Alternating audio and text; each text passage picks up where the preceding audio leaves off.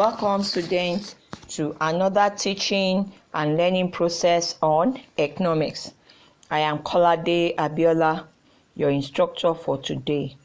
You'll be listening to teaching on demand for money, supply of money, quantity theory of money. At the end of the lesson, the student will be able to define demand for money and mention motives for holding money and its determinants. 2. Define supply of money and classify supply of money. 3. Mention the main difference between M1 and M2 supply of money. 4. Mention and explain determinants of supply of money. 5. State the quantity theory of money.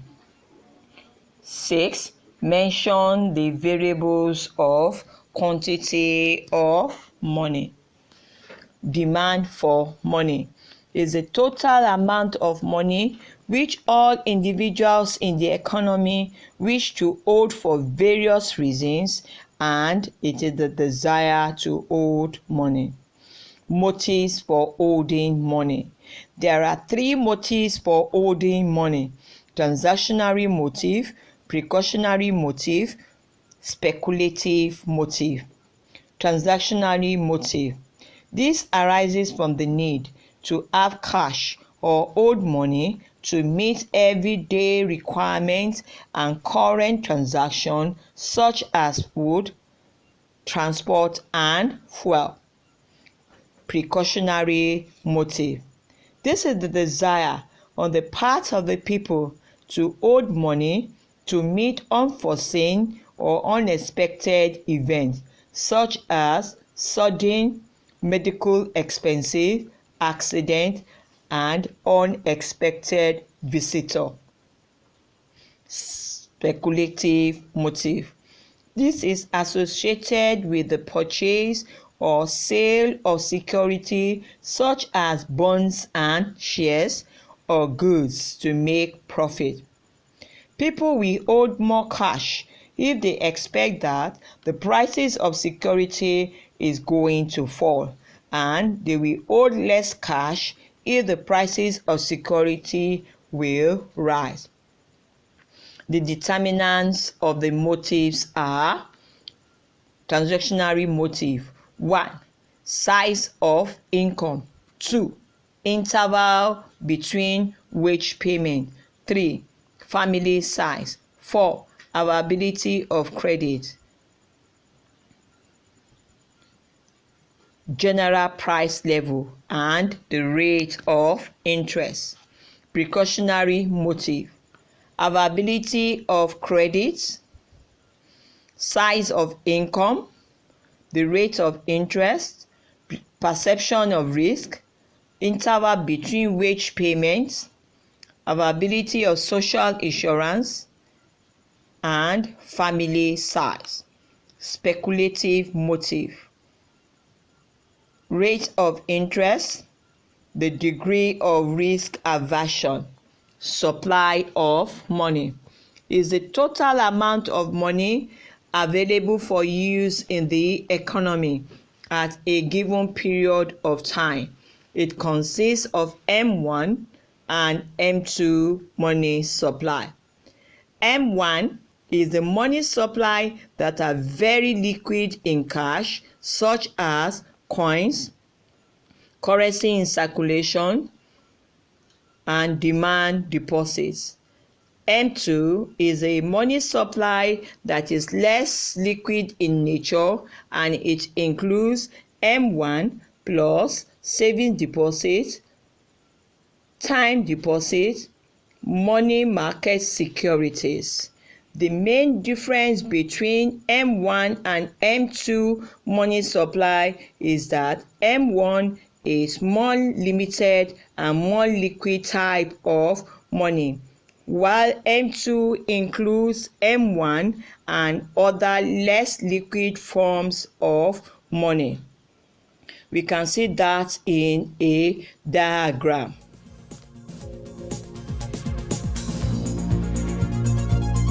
Welcome back from that short break. We shall continue our discussion from supply of money. We want to classify supply of money using a diagram. So we want to do it together. Get your pencil and your ruler ready. So write supply of money, then classify it into two, M1, M2. Then M1 now consists coins, demand deposits, currency in circulation. M2 consists M1, money market security, time deposit, saving deposit. I hope you've gotten that. You've done your own at home. Fine, that's good. So let's look at determinants of supply of money. 1. The bank rate or discount rate is the rate of interest the central bank charges commercial bank and other financial institutions for lending money to or borrowing from them and discounting their bills. The central bank controls money supply by making variations in the bank rate. If it wants to increase money supply, it will reduce the bank rate, and to reduce the money supply, the central bank will increase bank rates. 2. Cash reserve or cash ratio. This is the percentage of the deposit commercial banks are required to keep with central bank. If the cash reserve is high, the supply of money will be low, and if the cash reserve is low, the supply of money will be high. 3. Central bank total reserve. The central bank total reserve affects the supply of money in a country. If it is high, the supply of money will be low, and if it is low, the supply of money will be high. 4. The economic situation. The situation prevailing in the economy at time will determine the supply of money. During the period of inflation, central bank will reduce supply of money and increase it in a period of deflation. 5. Demand for excess reserve. When commercial bank demand for excess reserve, the supply of money will increase. I hope you've gotten those points under determinants of supply of money. So we want to look at elementary quantity theory of money. The theory talks about the relationship between the quantity of money in circulation in an economy and the price level. The theory says that an increase in the quantity of money in circulation will bring about a proportionate rise in the price of goods and services. The theory was improved upon by Ivy Fisher. He introduces two variables. 1. The volume of transaction, which is T. 2. The velocity of circulation. The theory is now expressed by an equation which is MV equals to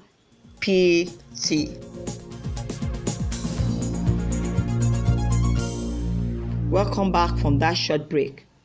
We shall continue our discussion on quantity theory of money. Before the short break, we have explained what the theory talks about. So we want to continue our discussion on how the theory can be expressed by an equation. It is expressed by an equation with MV equal PT.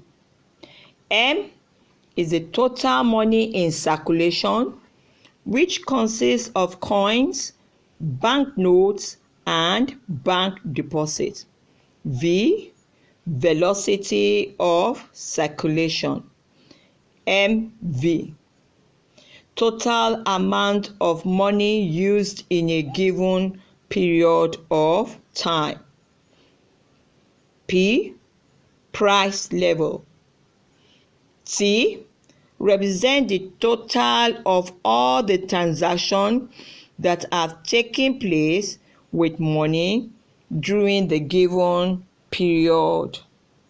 From the above equation, we can conclude that the value of money and the price can be influenced by the followings.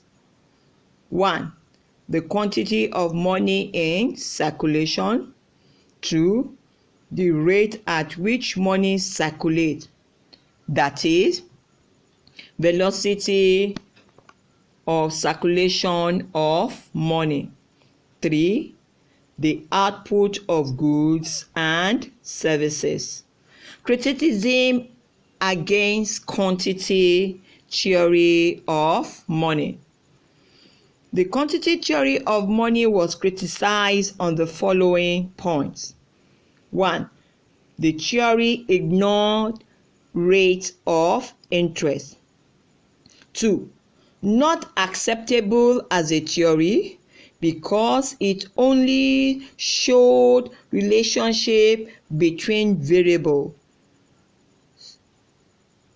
that is M, V, P, and T. 3.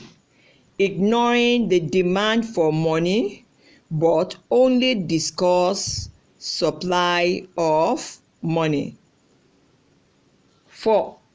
The 4 variables are independent of each other. 5. The theory does not show the value of money can be determined, but instead emphasize the changes in the value of money. We want to see some questions that you can practice at home. 1.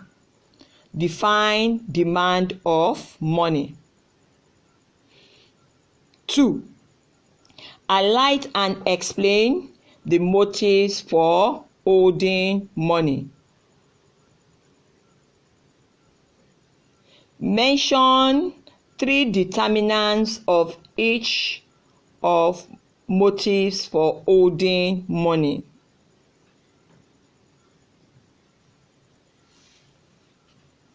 Define supply of money.